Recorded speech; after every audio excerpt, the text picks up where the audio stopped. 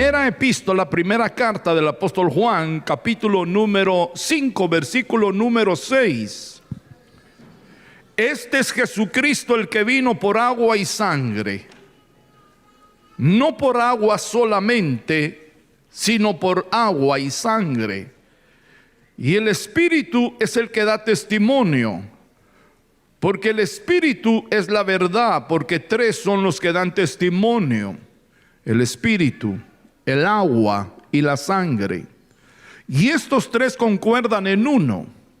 Si recibimos el testimonio de los hombres, el testimonio de Dios es mayor, porque este es el testimonio de Dios, que Él ha dado testimonio acerca de su Hijo. El que cree en el Hijo de Dios tiene el testimonio en sí mismo. El que no cree a Dios le ha hecho mentiroso, porque no ha creído en el testimonio que Dios ha dado acerca de su Hijo. Y este es el testimonio, que Dios nos ha dado vida eterna, y esta vida está en su Hijo. Y el que tiene al Hijo tiene la vida. El que no tiene al Hijo de Dios no tiene la vida. Estas cosas os he escrito a vosotros que creéis en el nombre del Hijo de Dios, para que sepáis que tenéis vida eterna.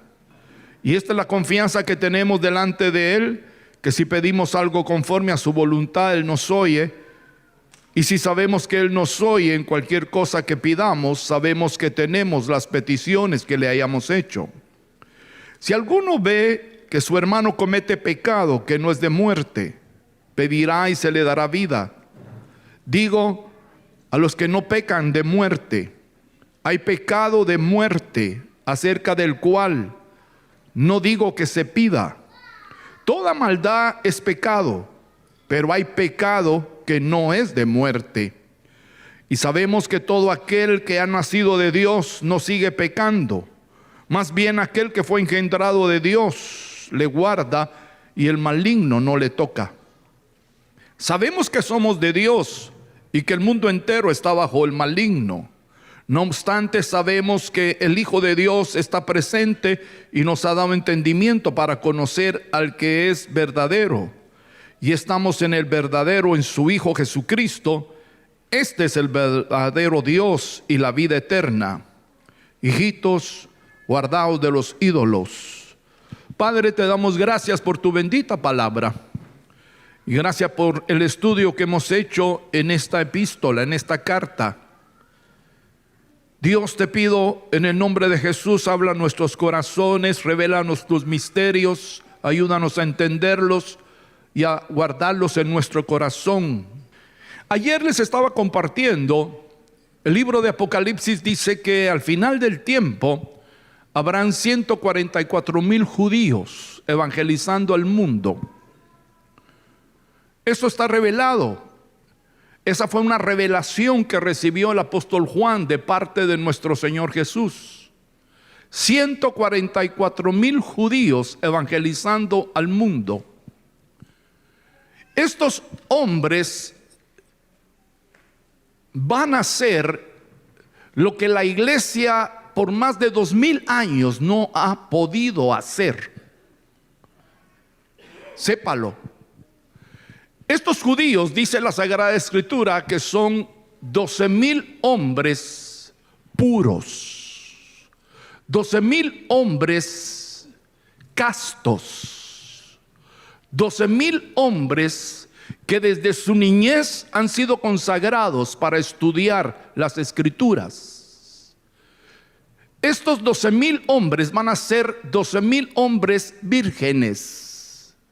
Eso está revelado en la palabra del Señor. Son 12,000 de cada tribu y hacen una suma de 144,000 judíos cristianos, judíos creyentes. ¿Qué tiene esto de notoriedad? ¿Qué tiene esto de especial? ¿Y por qué la iglesia no puede competir con ellos?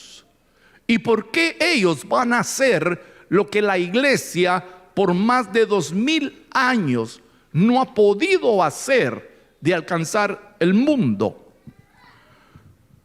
Porque usted debe de saber, porque hay personas que desconocen esto, mis amados hermanos, de lo que sucede con los estudiosos de la Torá, lo que sucede con los judíos que estudian las escrituras. Ahorita mismo en Israel hay hombres que desde su niñez han sido consagrados para estudiar los textos del profeta Isaías, para estudiar los textos del profeta Jeremías, para estudiar los textos del profeta Zacarías, para estudiar los textos proféticos del libro de los Salmos. Desde su niñez han sido consagrados para que estén día y noche estudiando Torá, día y noche estudiando la Biblia. Muchos de ellos no revelan las revelaciones que ya han recibido, no solo ellos en estos tiempos, sino los anteriores. Significa que desde el pasado han venido grupos de hombres puros, castos, vírgenes, estudiando las escrituras y recibiendo la revelación, esa revelación maravillosa que usted tiene, que Jesús es el Mesías. Pero ellos no lo sacan a la luz, porque la vida de muchos sabios judíos, la vida de muchos rabís, corren el peligro de ser echados de la sinagoga, descomulgados, de ser quitados de en medio. Entonces muchos de ellos reciben la revelación de que Yeshua es el Mesías, que aquel nazareno que caminó en Israel, aquel nazareno que nació en Belén, es el Hijo de Dios. Muchos de ellos reciben esa revelación, pero no lo declaran con la libertad con la cual nosotros acá lo declaramos, gritamos y saltamos como David diciendo: Jesús es el Señor. No lo declaran, y eso lo revela el libro de los Hechos. En el libro de los Hechos, hermanos, hermanas, cuando usted lee esas líneas, se las pasa por alto. ¿Por qué se las pasa por alto? Porque no ha tenido costumbre de detenerse, de hacer un alto en las escrituras, examinarlas, apreciarlas y amarlas. Entonces usted se lo pasa por alto. Y así le ha pasado a muchos hombres y a muchas mujeres que en un momento empiezan a encontrarle el sabor, la delicia a la palabra de Dios, a la ley del Señor. Eso le ha pasado a muchos hombres y a muchas mujeres hasta que le encuentran la delicia a las Sagradas Escrituras. La Biblia dice que estos son escogidos desde la niñez, como fue escogido Jeremías desde el seno de su madre, y como fue Samuel dedicado al templo del Señor. Estos judíos son así dedicados, son así de correctos. Le iba a decir estrictos, pero sí son estrictos, pero son correctos. Amén. Nosotros presentamos a nuestros niños en la casa del Señor y luego los dejamos en el mundo, ¿o no? Sí, presentamos a nuestros hijos en la casa del Señor, pero luego se los entregamos a impíos que los eduquen, ¿o no?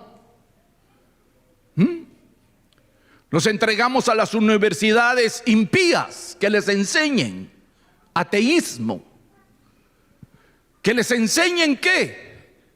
La evolución. Y entonces nuestros chicos caminan en dos aguas, porque vienen a la iglesia y a la escuela dominical y aquí oyen de la creación, pero en la escuela escuchan de la evolución, ¿o no? ¿Ah? Pero en el judaísmo no es así. En el judaísmo los chicos son reservados y guardados celosamente para que la ideología del mundo no los toque. En especial estos que son consagrados a estudiar las Escrituras. Y entonces en el libro de los Hechos se revela, y esas son las líneas que le digo que usted en un momento se las pasa por alto.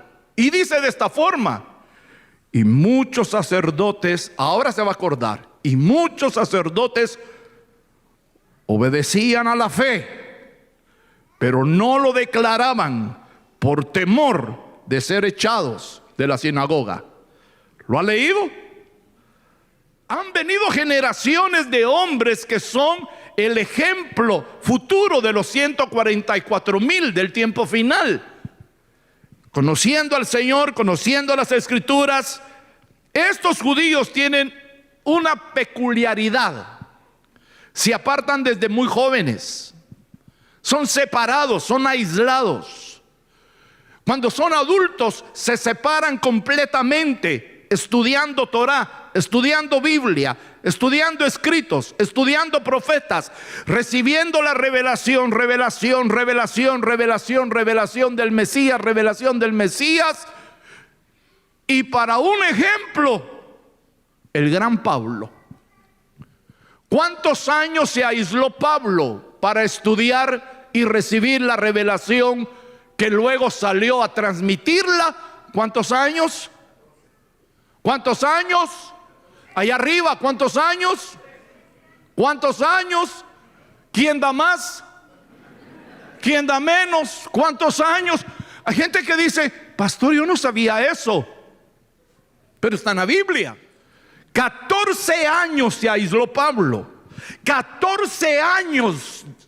¿Te imaginas aislarte tú 14 años? Decirle a tu mamá, a tu papá: bye, me voy a estudiar las Escrituras. ¿Te imaginas eso? Decirle a la novia. No, a la novia no se lo digas porque le vas a romper el corazón. ¿Te imaginas tú decirle al novio? No se lo vayas a decir, que lo partes en dos. Pero oye, hermano querido, sí, ellos rompen así, pero por lo sano, porque se aíslan y se van. Pablo estuvo 14 años apartado, retirado. Otros están 7, otros están 8. Oiga, y casados. ¿Qué esposas tendrán estos hombres? ¿Ah? ¿Qué mujeres tendrán? Por ello es que estos judíos que son de esa estirpe solo se pueden casar con hijas de otros que son de la misma estirpe. El que tenga oídos para oír, oiga. ¿Ah? Pero ¿qué hace el chico ahora? Conoce al chico ahora de la iglesia moderna. ¿Qué hace el chico ahora de la iglesia moderna? Encontró una jovencita en la parada del bus y ya me encantó. Mi hijo, pero ella es cristiana. No, pero ¿qué importa?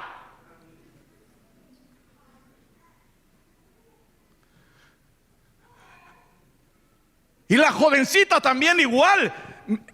Lleva al chico a la casa: mamá, le presento a Pancho.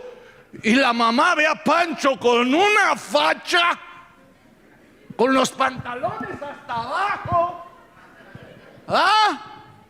con los ojos, oiga, desorbitados, las uñas pintadas, sí, aretes por todos lados, como que es buey. Y le dice la mamá cristiana, dice: mijita, pero ese joven parece que... ¿Pero qué importa, mamá? No hay que rechazar. ¿Ah? Hello. Jóvenes, esto sucede, eso pasa.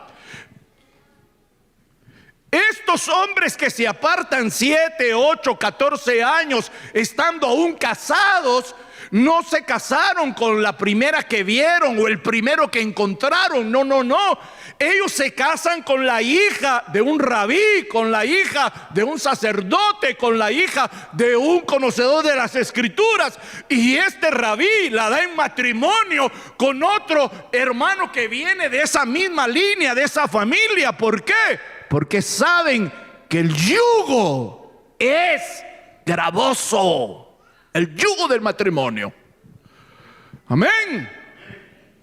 Hay algunas gentes que se casan y a los 6 meses se quieren divorciar. ¿Por qué?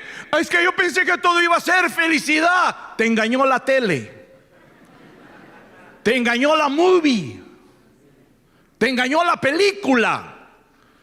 El matrimonio no es fácil. El matrimonio es difícil, hermanos y hermanas.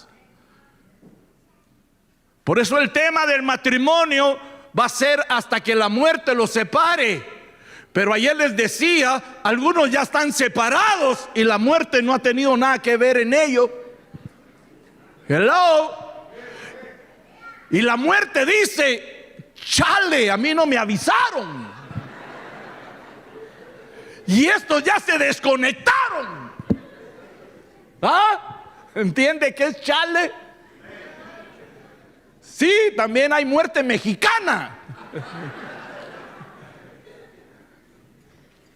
Entonces estos judíos forman de esa forma sus hogares con la hija de un rabí, con el hijo de un rabí, se unen, y este es un estudioso de las escrituras, y este se aparta para leer la Torá, leer la palabra. Y ahí viene la revelación.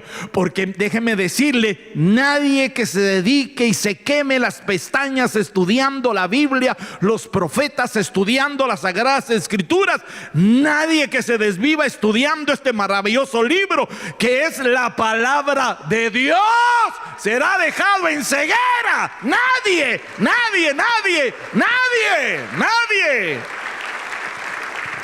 Pero el que está ciego es porque nunca ha dejado que este libro lo ilumine. Porque ¿sabe qué dice esta Biblia? ¿Sabe qué dice la palabra? Lámpara es a mis pies tu palabra y lumbrera a mi camino, dice, hermano. Denle una ofrenda de palmas al Señor. Lámpara es a mis pies tu palabra y lumbrera a mi camino, dice la Escritura. Entonces Dios los ilumina, y aún estando casados, ellos se aíslan y ellos regresan. ¿Cuándo regresan? Ellos vuelven de nuevo en el Shabbat, comparten el Shabbat, vuelvan a aislarse, vuelven a estudiar las Escrituras, y de esa forma están siendo preparados generaciones y generaciones, porque estos 144,000 son jóvenes dedicados desde el vientre de la madre, instruidos, preparados, castos, hermano, llenos de luz, sabiduría, conocimiento, revelación, etcétera, castidad, virginidad. Así enseña que serán los 144,000. Y cuando estos salgan al mundo, imagínense lo que hizo Pablo. Imagínense lo que van a hacer ellos. 144,000 Pablos evangelizando el mundo. Hermano, eso va a ser impactante. 144,000 Pablos. Si un Pablo, mire todo lo que hizo. Ahora imagínese usted 144,000 Pablos evangelizando el mundo. Le van a dar vuelta al mundo, hermano. Se lo van a comer. Hoy la iglesia moderna dice: no tengo tiempo. Vaya, abra una célula. Ay, hermano, yo no predico. Vaya a una célula. No puedo, tengo trabajo. Sirva en la iglesia. Estoy cansado, ya estoy viejo. Sirva en la iglesia. Estoy joven. Canta en el coro, no tengo voz. Canta en la banca, no me da la gana. Y después le dicen a Dios: ¿por qué no me usas, oh Dios? Porque Dios no usa inútiles. Sonríase que Dios lo ama. Aleluya.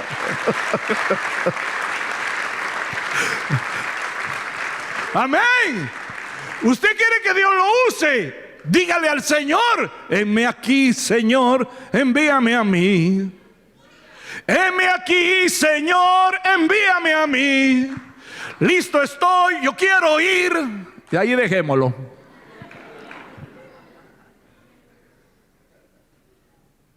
Estos hombres, por eso es hermano maravilloso ver a Juan, porque Juan fue un hombre separado. Juan se encontró con el Mesías, conoció al Mesías, y ahora Juan aporta dos revelaciones maravillosas en este último capítulo. Número uno, el testimonio de Dios. Diga conmigo: el testimonio de Dios. Yo voy rápido, hermanos, voy rápido. Diga conmigo: el testimonio de Dios. ¿Cuál es el testimonio de Dios? Dice Juan: Jesucristo, el que vino por agua y sangre, no por agua solamente, sino por agua y sangre. Y el Espíritu es el que da testimonio, porque el Espíritu es la verdad. Porque tres son los que dan testimonio: el Espíritu, el agua y la sangre. Y estos tres concuerdan en uno. Si recibimos el testimonio de los hombres, el testimonio de Dios es mayor. Amén. ¿Cuál es el testimonio de Dios? El testimonio de Dios es señalar al Cordero, es señalar a Jesús. El testimonio de Dios es el siguiente: Él vino por agua, Él vino por sangre, y el Espíritu. Ese es el testimonio de Dios. Ahora vea pues, ¿qué es el agua? ¿Qué es el agua? Es el momento en que Jesús desciende al Jordán, al río Jordán, y va con Juan el Bautista y le dice: bautízame. Y Juan dice: no, yo no te puedo bautizar. Yo necesito ser bautizado por ti. No, dice Jesús, tú me vas a bautizar a mí. Pero Juan dice, Juan sabe, porque Juan es el que dice: he ahí el Cordero de Dios que quita el pecado del mundo. Juan el Bautista recibe la revelación: ese es el Cordero. Juan el Bautista dice: ya no hay necesidad de matar corderos, ya no hay necesidad de sacrificios de sangre. Ese es el Cordero, el único. Él va a derramar sangre para el perdón de los pecados. Pero luego ve que Jesús va a él y le dice: bautízame. Y Juan dice: no te puedo bautizar. Juan me está diciendo: tú no tienes pecado, yo necesito ser bautizado por ti, yo soy el pecador. ¿Y qué dice Jesús? Deja que toda la ley se cumpla, le dice. Y entonces Juan accede a bautizarlo. Ese es el testimonio de Dios. Y cuando Juan sumerge, mírame para acá, y cuando Juan sumerge, aleluya, a su primo, eran primos, aleluya. Hermano, no se desconecte. Cuando Juan lo sumerge y lo saca del agua, los cielos se abren. Los cielos, dice la Escritura, se abrieron los cielos. ¿Se puede usted imaginar eso? Y al abrirse el cielo, desciende el Espíritu Santo y se posa en Jesús, dice la Biblia. Toma forma de paloma para que Juan lo pueda distinguir. Se abre el cielo, baja el Espíritu Santo y toma forma de paloma y se posa en Jesús. Y se oye una voz del cielo que dice: ¿qué dijo? ¿Qué dijo? Este es mi Hijo amado, en el cual tomo contentamiento. Ese es el testimonio de Dios. ¿Qué está haciendo Dios? Señalando a Jesús como el Hijo. Señalando a Jesús como el Hijo. Amén. El Hijo amado, del cual Él se complace. Ese es el testimonio de Dios. Pero ese es el agua. Pero luego dice la sangre. ¿Y qué dijo Jesús de la sangre? Esta es mi sangre que por vosotros es derramada para el perdón de los pecados. La sangre de Cristo es el testimonio de Jesús, y la sangre de Cristo te limpia de todo pecado. ¡Aleluya! Ese es el testimonio de Dios. Pero no dice solo la sangre, dice y el Espíritu. ¿Y qué dice Lucas 4:18? ¿Qué dice? Exacto. Oiga lo que dice: el Espíritu del Señor está sobre mí, por cuanto me ha ungido para dar buenas nuevas a los pobres, para libertar a los cautivos, para dejar libres a los aprisionados, para sanar los corazones. Amén. Oiga, este es el testimonio de Dios: el agua, la sangre y el Espíritu. Y los tres concuerdan en declarar y en decir: Jesús es el Mesías, Jesús es el Hijo de Dios, Jesús es el Salvador del mundo. Juan leyó las escrituras de aquellos días, y ellos, por las escrituras de aquellos días, más la revelación que les venía, ellos pudieron ver en Jesús al Hijo de Dios y al Salvador del mundo. Hermano, le digo, no dude de su salvación. No dude de Jesús. Él es tu Salvador. Por favor, ayúdeme, dígale a su vecino: Jesús es tu Salvador. Dígale: Jesús es tu Salvador. No hay otro camino, hermanos. No hay otro que cumpla las escrituras. No hay más quien cumpla las escrituras. Él es el Hijo de Dios. Primer misterio de los muchos que Juan dio acá. Segundo misterio, el tiempo es corto: pecados de muerte. No hay que pedir por esos, dice Juan. ¿Cuáles son esos pecados de muerte? ¿Ah? ¿Cuáles son los pecados de muerte por los cuales dice Juan no pidan por ellos? Se lo leo. Alguno ve que su hermano comete pecado que no es de muerte, pedirá y se le dará vida. Digo a los que no pecan de muerte: hay pecado de muerte acerca del cual no digo que se pida. Oiga eso, hermano. Esto está serio. Hay pecados por los cuales no digo que se pida, pero hay pecado que no es de muerte, pero hay pecados que son de muerte. Y el que comete pecado de muerte, que no se interceda por él. ¿Y cuáles son esos pecados? Hoy lo vamos a descubrir. Vamos por favor a Gálatas, capítulo número 5, versículo número 19. Los pecados que son de muerte están revelados en la Biblia. Gálatas, capítulo 5. Ahí va a ver, ahí va a entender esto, hermano, hermana, y después se va a la coinonía. Gálatas 5, 19. Y cuando se esté comiendo el taco, que no se le haya olvidado. Mire lo que dice: ahora bien, las obras de la carne son evidentes. Estas son las obras de la carne: fornicación, impureza, desenfreno, idolatría, hechicería, enemistades, pleitos, celos, ira, contiendas, disensiones, partidismos, envidia, borracheras, orgías y cosas semejantes a estas, de las cuales os advierto. Oiga lo que dice Pablo: como ya lo hice antes, que los que hacen tales cosas no heredarán el reino de Dios. Pero ¿cómo entendemos esto? ¿Y cómo se entiende lo de Juan? Aquí va el amarre. Aquí se une. Diga conmigo: aquí se une. No se distraiga, hermano. Mire, hermano, si usted se pierde esto, se le perdió todo. Aparte de todo lo precioso que Dios nos ha dado esta tarde. ¿Cómo se entiende el pecado de muerte con lo que dice el apóstol Pablo? Aquí voy. ¿Cuál es el pecado de muerte?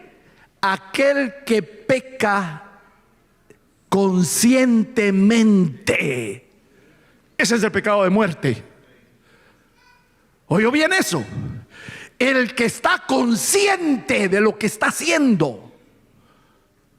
Ese es el pecado de muerte. A ver. Vamos otra vez. ¿Qué dice? Miren lo que dice, hermano. El pecado. Estos son fornicación, impureza, idolatría, hechicería, enemistades, celos, iras, contiendas, partidismos, envidia, borracheras y orgías y cosas semejantes. El que practica estas cosas no heredará el reino de Dios, dijo Pablo. ¿Cuál es el pecado de muerte? El que está consciente, que está en fornicación y no se arregla, está en pecado de muerte, y por el tal que no se pida, dice Pablo. Pero ¿cómo se manifiesta el pecado de muerte? Se muere espiritualmente, se va muriendo en el espíritu, porque está consciente. Ahora, el que inconscientemente, ¿qué es inconscientemente? No sabía. Aquel que no conoce. Por eso, hermano, conocer la ley, conocer los escritos es bendición y es condenación. Eso lo enseña Pablo. Pablo enseña eso. El que peca sin ley será juzgado. Pero el que peca con el conocimiento de la ley, con el conocimiento de la escritura, a ese le va a ir durísimo. Cuando uno está consciente del pecado y uno continúa en el pecado, el que inconscientemente se pegó una gran borrachera, pero estaba inconsciente, todavía se puede pedir por él. Dios ten misericordia de él, Dios líbralo del alcohol. Pero aquel que sabe que está haciendo mal en empinarse a la botella y aún todavía dice salud por el pastor Manolo. Sí, hay unos bárbaros, hermano. Ese cuate está muerto espiritualmente. Amén. El que sabiendo que la envidia es mala, lo sabe, pero envidia, muere espiritualmente. El que sabe que los pleitos y las contiendas son diabólicas y son malas, pero se le resbala, está muerto espiritualmente.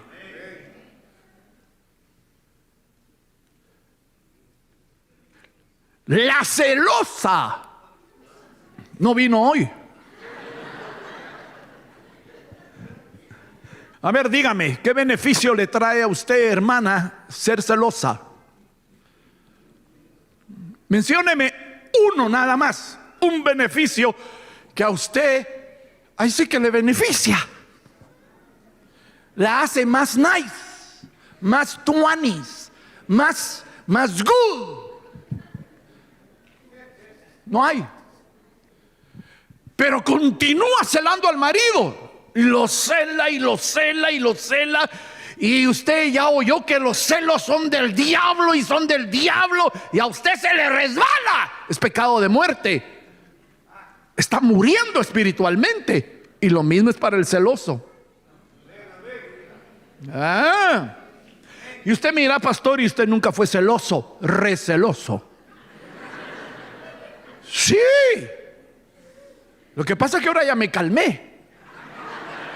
Me calmaron. Sí, yo fui celoso, hermano. Y mire, hermano, yo le entiendo a usted. Yo no lo puedo juzgar a usted de carnal, que usted es insuficiente. No, porque pues a uno le gusta su mujer. A uno le, ¿o no? Pocos amenes, hermano. Si te gusta la ajena, estás muerto espiritualmente. Pero usted debe de saber que eso no lo va a edificar. don celos y doña celosa, usted sabe que eso va a destruir su relación, su comunión, y es del diablo. Entonces, ¿qué tiene que hacer usted? Lo que yo hice un día: pelear contra eso. Pelear contra eso, pelear contra eso, pelear contra eso, pelear contra eso. Pablo, en la Santa Cena, que haya ¿qué? Armonía, que no se pierda. ¿No decía eso Pablo? Bueno, ahora le doy otro ejemplo. La fornicación. ¿Qué es la fornicación? Relaciones sexuales sin casarse.